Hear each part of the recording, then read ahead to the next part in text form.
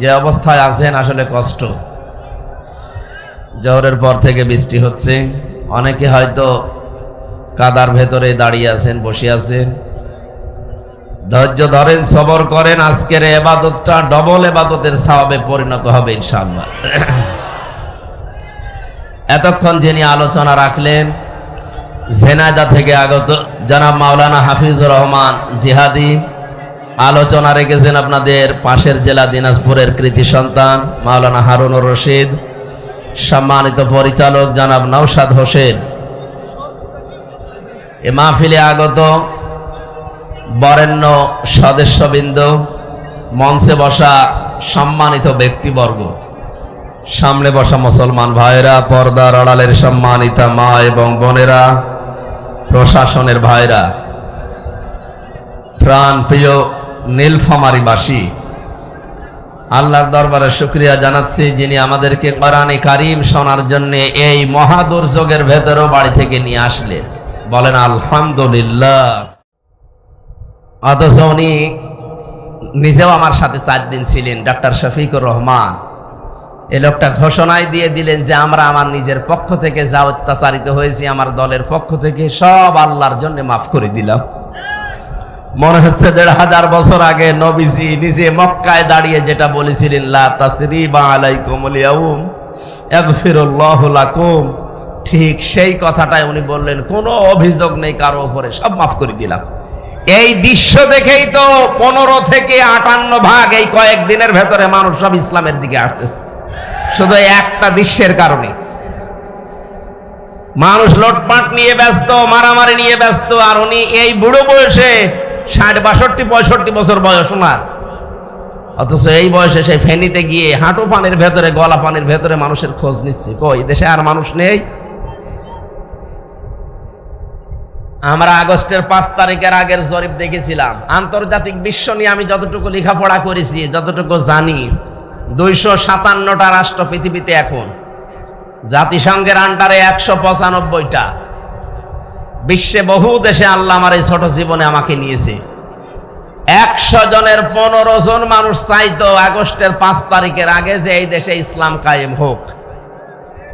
তোমার তো 1 মাস 16-17 দিনের ব্যবধানের গত পরশু দিনের রিপোর্ট আমি বানাইনি, আল জাজিরা আন্তর্জাতিক একটা রিপোর্ট দিয়েছে এই দেশের রক্ষণ করে, আন্দাজে দেয়নি তারা, চিন্তা ভাবনা করে তারা দিয়েছে। 100 জনের 58 জন মানুষ এখন চাচ্ছে এই বাংলাদেশে আল্লাহর কোরআন কায়েম হোক।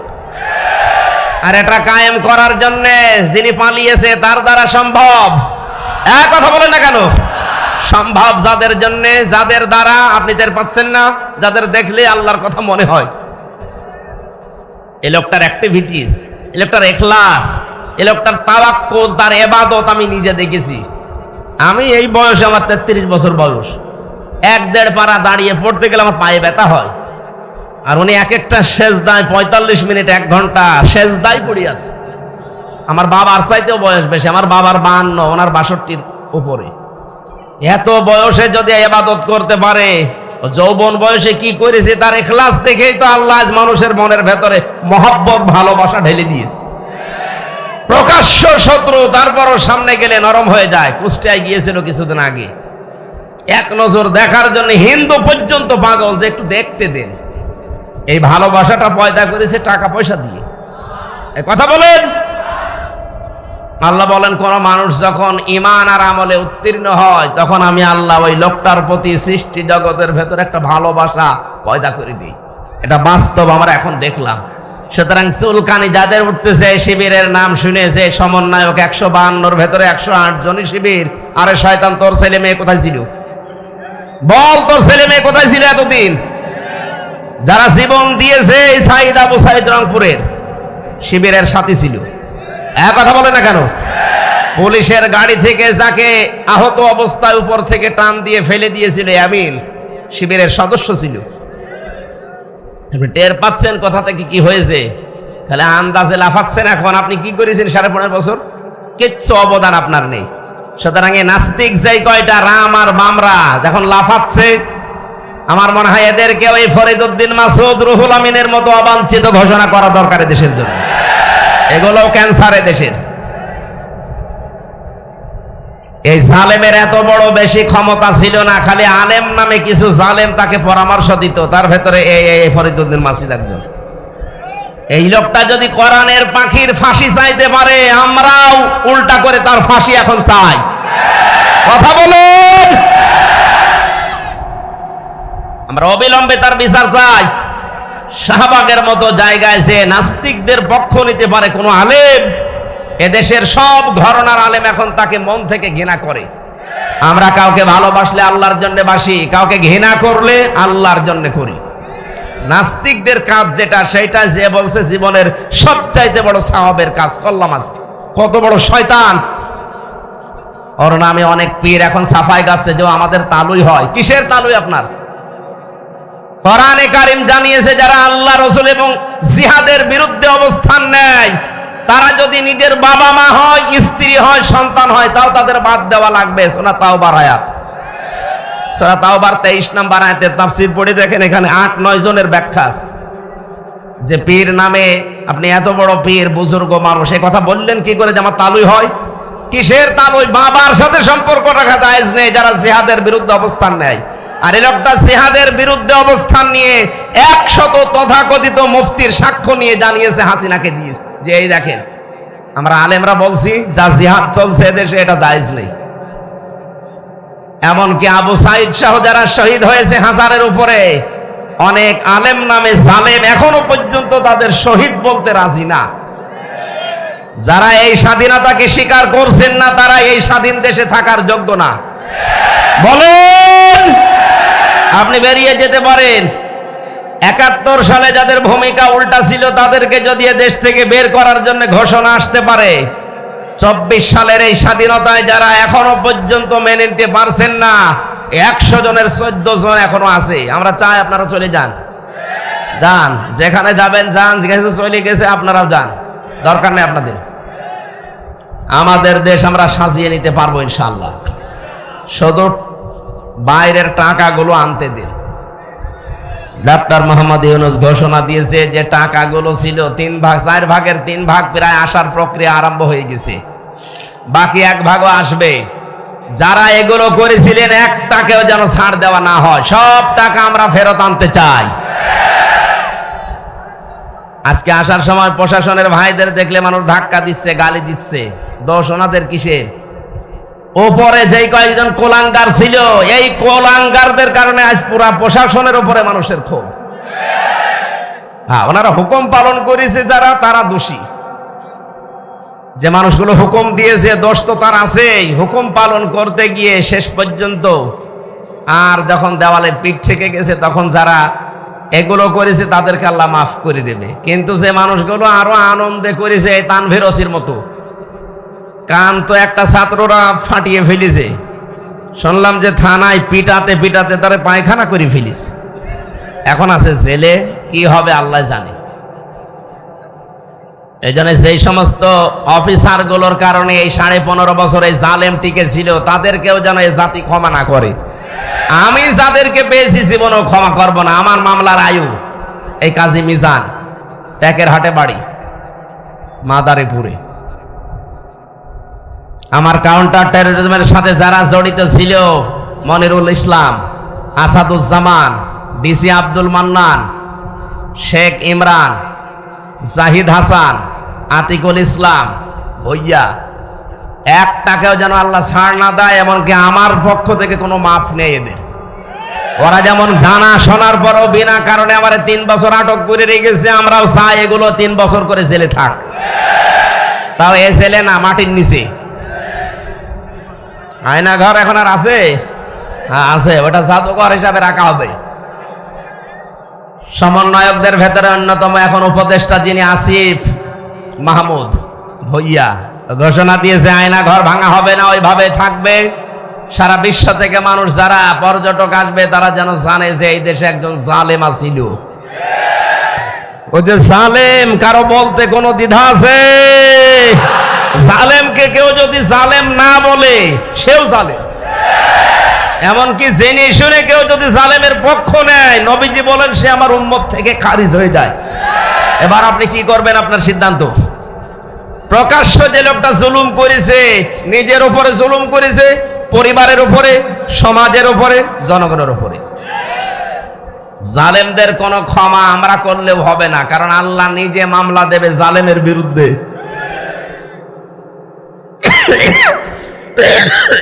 কথাটা খুব ভয়ঙ্কর কথা, আল্লাহ নিজে মামলা দেবে। আপনি টের পাচ্ছেন?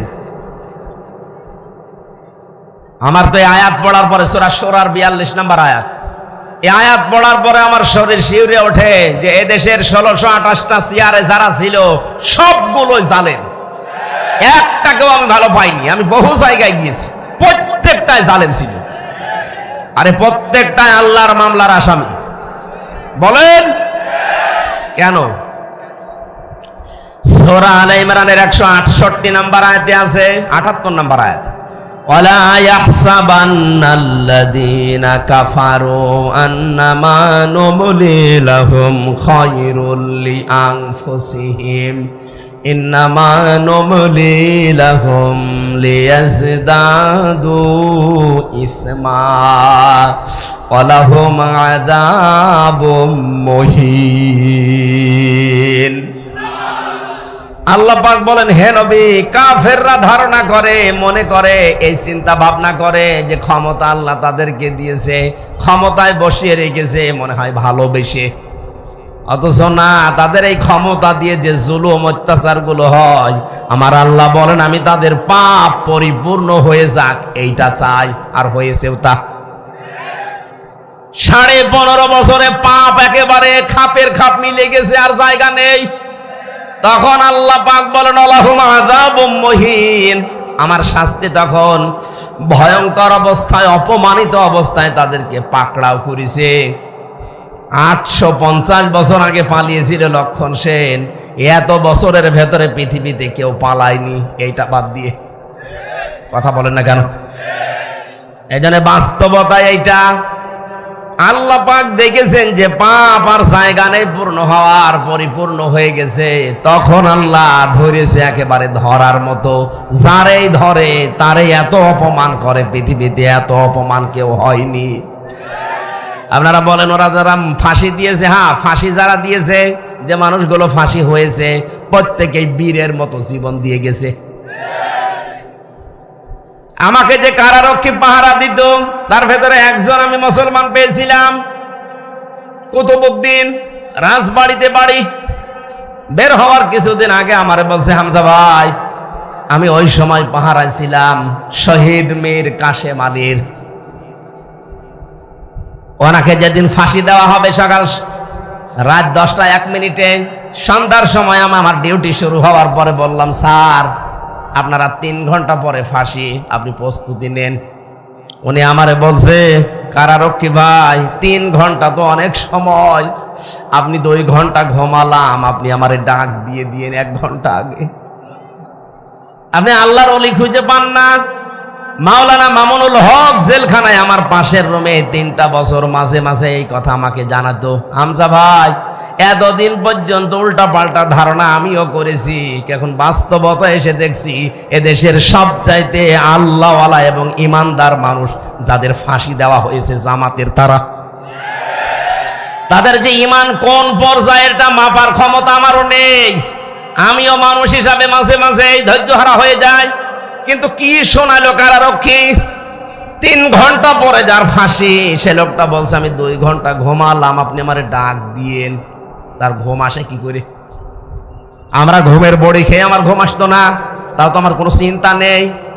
আর তার নিজের ছেলে ব্যারিস্টার আরমান গুম হয়ে আছে 8 বছর, তার স্ত্রী ওই সময় অসুস্থ, তার দলীয় লোকগুলো সব পালিয়ে পালিয়ে বেড়াচ্ছে, কেউ জেলখানায় ভর্তি আছে।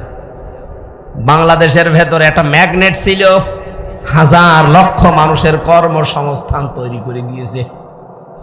সেই লোকটা মাত্র 3 ঘন্টা পরে ফাঁসি বলছে আমি ঘুমালাম। দেখলাম ঠিক 2 ঘন্টা পরে ডাক দিলাম, উনি উঠলেন, গোসল করার পরে ওযু করার পরে এসে নামাজ শেষ করে আমারে বলছে এবার চলেন। চলেন মানে আপনি যদি নিয়ে যেতে না পারেন তাহলে জল্লাদকে ডাক দেন, কারণ সময় আর বেশি নেই, মনে আছে শ্বশুর বাড়ি যাবে, তাড়াতাড়ি করছে। আমার ওই সময় আমাকে কারারক্ষী বলেছে, ভাই আমার তো মনে এখনো পর্যন্ত বিশ্বাস হয় না যে ঘুমাইলো কি করে, ওনার এত চিন্তায় ঘুম আসলো কি করে। আমি বলেছিলাম, কুতুব ভাই ঘুম কেন এসেছে আমি বুঝতে পেরেছি। সূরা হামিম সিজদার 30 নম্বর আয়াতে আল্লাহ 1500 বছর আগে তার ঘুমের কাহিনী জানিয়েছেন। ইন্নাল্লাযীনা ক্বালু রাব্বুনাল্লাহু সুম্মা ইসতাকামু তাতানাজ্জালু আলাইহিমুল মালাইকা। আল্লাহ পাক বলেন, অবশ্যই যারা এই কথা বলতে পারে আমাদের রব আল্লাহ, আর এর উপরে যারা টিকে থাকতে পারে। এ বাংলাদেশের 100 জনের 96 জন যেহেতু আমরা মুসলমান, আমরা এক বাক্যে চামড়ার মুখ দিয়ে বলে ফেলতে পারি আমাদের রব আল্লাহ, কিন্তু টিকে থাকার মতো মানুষ মাত্র 100 জনের 15 জন ছিল। এক কথা বলছেন, 96 জন মানুষ আমরা বলি যে হ্যাঁ আমাদের রব আল্লাহ, কিন্তু ঝড় আসলে টিকে থাকার মতো মানুষ মাত্র 100 জনের 15 জন। বাকিগুলো সব ওই আমার তালই হয় এই লাইনে আছি। ঝড় দেখলেই বাতি আগেই নিভে যায়। কোথায় সেই সৈয়দপুরে ঝড় উঠেছে, এই জল ঢাকায় বাতি নিভে গেছে। কিন্তু যারা টিকে থাকতে পারে, সৈয়দপুরে না, এখান থেকে 1/2 কিলোমিটার দূরেও যদি বিশাল ঘূর্ণিঝড় শুরু হয় বাতি জ্বলতেই থাকে। তাদের ভেতরে একজন শহীদ মীর কাশেম আলী। এই লোকটাকে যখন আল্লাহ একজন আছে তিনি আমাদের রব এবং টিকে থাকার মতো ঈমান আল্লাহ দেখলেন যে হ্যাঁ টিকে আছে, আল্লাহ পাক বলেন তখন তার বিপদে আমি আল্লাহ ফেরেশতা পাঠাই। এ কথা কার? আরো জোরে বলেন। এটা যে প্রমাণ হয়েছে এই দেশে সেই কথাটাই শোনালাম। কেন ওই লোকটা ওই সময় এ কথা বললো যে আমি 2 ঘন্টা ঘুমাই, আপনি কি স্বাভাবিক মনে করছেন? বলতে আমার যত সহজ লাগছে, বিষয়টা এত সহজ না, কারণ আমি নিজে তো পরীক্ষিত।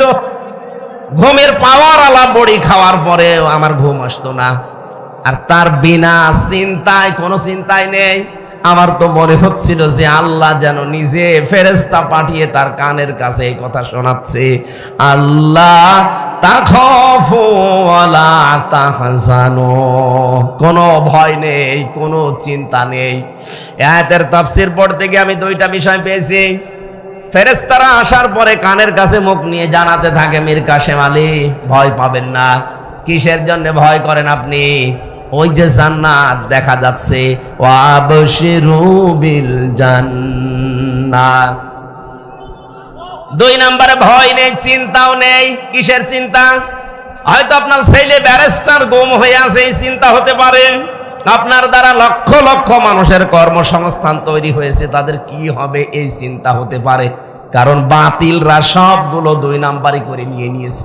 এই যে ইসলামী ব্যাংক, এক কথা বলছে না কেন? যতগুলো প্রতিষ্ঠান তিনি বানিয়েছিলেন ইবনে সিনা সহ, অধিকাংশগুলোই বিভিন্ন কায়দা কৌশলে বাতিলরা সব নিজের মন মতো নিয়েছে। এখন আল্লাহ পাক আবার সময় দিয়েছে, এগুলো সব আস্তে আস্তে এরা ফেরত পাচ্ছে। ইসলামী ব্যাংক এখন আবার দাঁড়িয়ে যাবে, কারণ যত টাকা আপনি আত্মসাৎ করেছেন সব এখন ফেরত নেওয়া হচ্ছে। চিন্তা করবেন না, এই মানুষগুলো নিয়ে আপনার দলীয় লোকজন সব পালিয়ে বেড়াচ্ছে, কেউ জেলখানায় ভর্তি আছে, আপনার স্ত্রী অসুস্থ, কোনো চিন্তা নেই, সবগুলো আমার আল্লাহ নিজের হাতে তুলে নিয়েছে।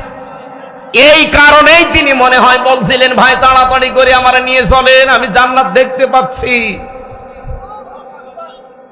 আল্লাহর ওলি আমরা খোঁজার জন্য কত জায়গায় টাকা পয়সা খরচ করি, এই মানুষগুলোর অ্যাক্টিভিটিস আমি নিজে দেখতে পেয়েছি, এই কারণে শোনালাম।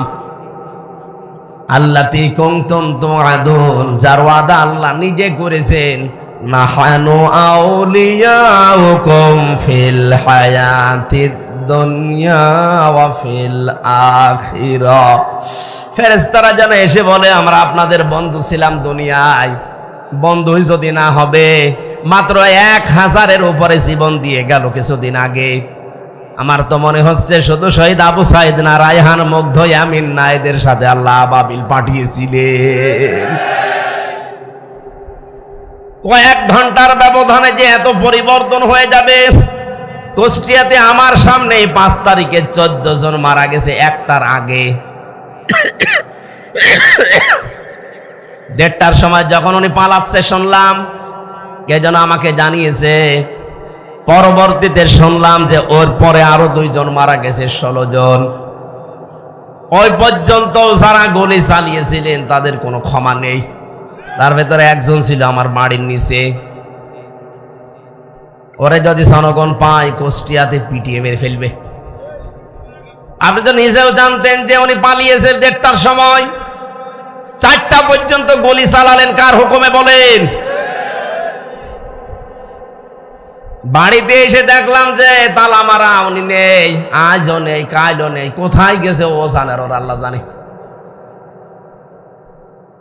আমি যে কথা বলার জন্য ছোট্ট কাহিনীটা বললাম, সত্যি কোন মানুষ যদি আল্লাহকে রব বলার পরে টিকে থাকতে পারে, মহান আল্লাহ তাকে যে সাহায্য করে জমিনে, এটা আমরা নিজে দেখেছি। এই জন্য আমাদের ঈমান যা ছিল আল্লাহ আরো বাড়িয়ে দিয়েছেন, বলেন আমিন। এটা যেন টিকে থাকে। আমরা মুনাফিকি করতে চাই না। এই দেশ এখন ইসলামপন্থীদের হাতে সবচাইতে বড় নিরাপদ, এটা প্রমাণ হয়ে গেছে। ইসলাম যাদের কাছে নেই তাদের কাছে দেশ নিরাপদ না। তারা সুযোগ পেলে মারিং কাটিং করবে, বেঁচেও দিতে পারে। কিন্তু যাদের কাছে ইসলাম আছে তারা এ দেশ জীবন দিয়ে হলেও রক্ষা করবে। তার প্রমাণ আবু সাইদ। এই কথা বলে না কেন? সুতরাং আমরা চাই 58 জন যখন হয়ে গেছে, আর কিছুদিন সময় দেন। এ দেশের 100 জনের 100 জন চাইবে যে দেশে ইসলাম ছাড়া আর কিছু চলতে দেব না ইনশাআল্লাহ। যারা দায়িত্বে আছে এরা যেহেতু অধিকাংশ গুলো মুসলমান, আল্লাহ এই মানুষগুলোকে যেন ওমরের মতো পাল্টিয়ে দেন। জোরে বলেন না কেন আমিন। পৃথিবীতে ভালো কাজ বলে আমরা যারা অনেক দরবার থেকে, অনেক জায়গা থেকে, অনেক দল থেকে ভালো কাজের এই শব্দটা নিয়ে চিল্লাপাল্লা হয়। ভালো কাজ কোনটা, এইটা আজকে কোরআন দিয়ে আমরা জানবো। এরপরে সামনে আমাদের জীবন ওই ভালো কাজে লাগাবো ইনশাআল্লাহ। সূরা মুলকের 2টা আয়াত পড়েছি। প্রথম আয়াত আল্লাহর একত্ববাদ, আল্লাহর পরিচয়, বড়ত্ব, মহত্ব, গুরুত্ব, এই সমস্ত বিষয় নিয়ে আলোচনা আছে, আমি ওইটাই গেলাম না। দ্বিতীয় আয়াতে আছে আল্লাহ রাব্বুল আলামিন বলেন, আল্লাযী খালাকাল মাউতা ওয়াল হায়াতা লিয়াবলুয়াকুম আইয়ুকুম আহসানু আমালা ওয়া হুয়াল আজিজুল গফুর। বলেন আমিন। রাব্বুল আলামিন বলেন সূরা মুলকের 2 নম্বর আয়াতে, তিনি সে আল্লাহ যিনি তোমাদের মউত আর হায়াত বানিয়েছেন একটা পরীক্ষা করার জন্য, যে সবচাইতে বেশি ভালো কাজ করে তার কাছে যেতে পারে। আমরা যেহেতু সবাই যাওয়া লাগবে, এটা আপনি যেতে চান আর না চান যাওয়াই লাগবে, এটাই ফাইনাল। কথা বলেন। যাওয়ার আগে আল্লাহ দেখতে চাই আইয়ুকুম আহসানু আমালা, সবচাইতে ভালো কাজকে তার কাছে নিয়ে যেতে পারে। আল্লাহ কিন্তু আমাদের কাছে বেশি কাজ চান না, তিনি ভালো কাজ চান। তাফসীর পড়তে গিয়ে আয়াতের তাফসীরে হক্কানিতে পেয়েছি, কোন মানুষ যদি কোন কাজকে ভালো কাজ হিসাবে রূপ দিতে চায়, 4টা বিষয় লাগবে। আপনি আমি ভালো কাজ মনে করে করলে ওটা ভালো হবে না। ওটার শর্ত কয়টা? 4টা। বলেন বলেন। 1 নম্বরে ভালো কাজ করতে হলে ওই বিষয়ে জ্ঞান লাগবে, যেটা আরবিতে এলেম বলে। যে কোনো কাজ করার আগে ওই বিষয়ের জ্ঞান অর্জন করা লাগবে আগে।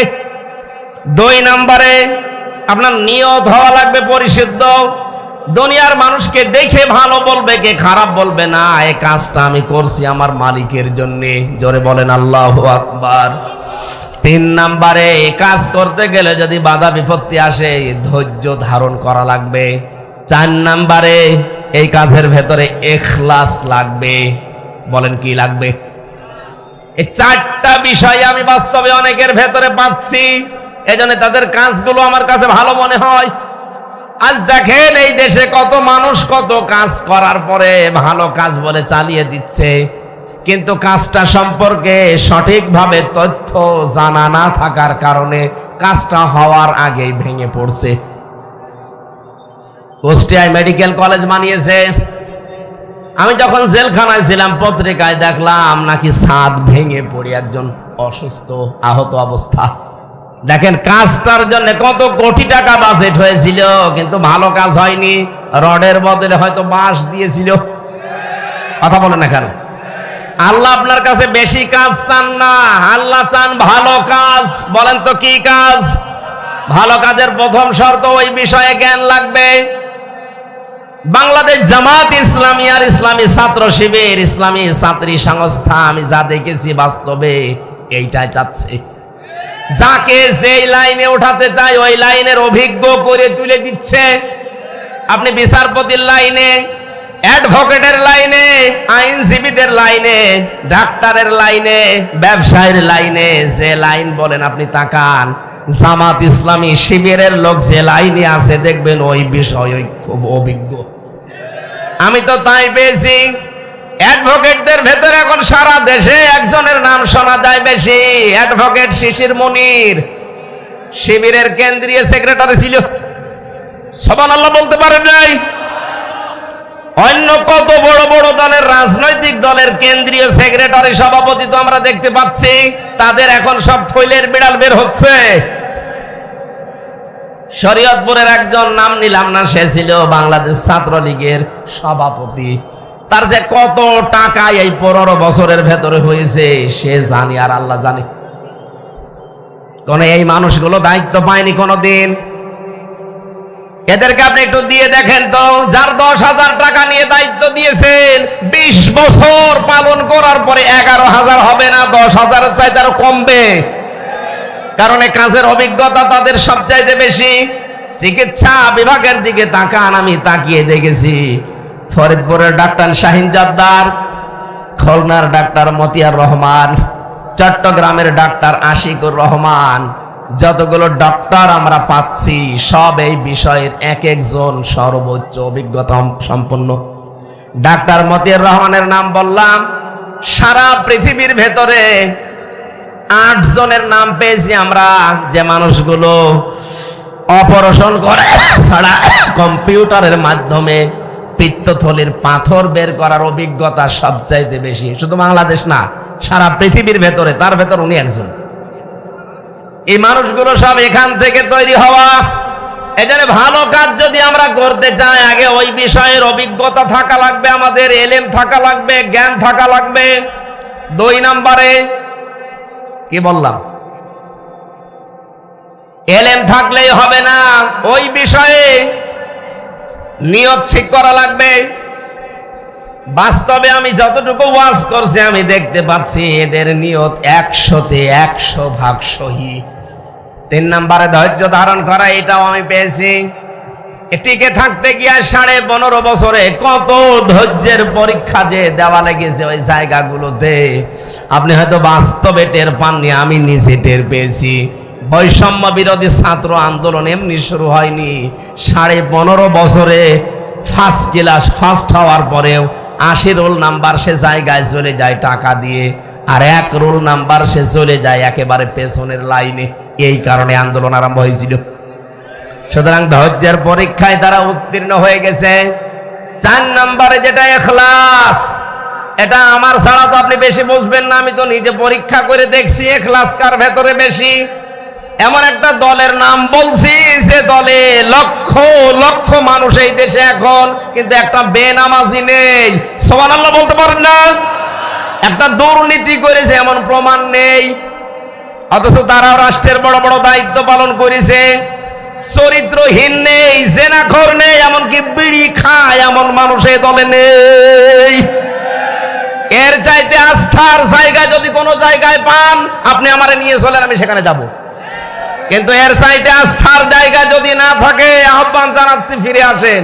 বলবেন যে আমরা তো দাওয়াত দেয়নি, দাওয়াত দিয়ে গেলাম। এরপরে যদি আপনি দাওয়াত না মেনে উল্টা দিকে যান, এটা আপনার কপালে আগুন লাগবে, আমার আর কিছু করার নেই। আল্লাহ আমাদের মওত আর হায়াত বানিয়ে পাঠিয়েছিলেন ভালো কাজ করার জন্য। 2 নম্বর ব্যাখ্যায় আসছি, এ পৃথিবীতে সবচাইতে ভালো কাজ আল্লাহ পাক যাকে জানিয়েছেন তিনি আমাদের রাসূল। রাসূলের কাছ থেকে ভালো কাজটা যারা শিখেছে তারা হচ্ছে সাহাবায়ে কেরাম। বলেন, সাহাবায়ে কেরামের দিকে তাকান, তারা সবচাইতে ভালো কাজ বুঝতো এই জমিনে আল্লাহর বিধান কায়েম করা। এই জন্য মাঝ মুআব্বিজের মতো মাত্র 12 বছর 13 বছরের বালক ভালো কাজ এটা জানার পরে নিজের গোড়মুড়িকে উঁচু করে জিহাদের ময়দানে যাবার জন্য চেষ্টা চালিয়েছে। যেহেতু এটা এখন ভালো কাজ পৃথিবীতে, আমরা চাই আল্লাহর এই জমিনে 56,000 বর্গ মাইলে আল্লাহর বিধান কি করে কায়েম করা যায় সেই চেষ্টা করা, এটা ভালো কাজ। এটা কি কাজ? এর জন্য যদি সময় দেওয়া লাগে, এর জন্য যদি টাকা পয়সা খরচ করা লাগে, এই ভালো কাজ করতে রাজি আছেন না নেই? আজ 53 বছর বাবা চালিয়েছে, স্বামী চালিয়েছে, চাচা চালিয়েছে, বোন চালিয়েছে, ম্যাডাম চালিয়েছে, শুধু এখন দেখতে বাকি আছে আল্লাহর এই কোরআন দিয়ে দেশ চললে কেমন দেখা যায়। আমার বড় আশা এটা দিয়ে বাংলাদেশ চলছে, এটা যেন আমি দেখে মরতে পারি। কারা কারা এটা চান দেখি?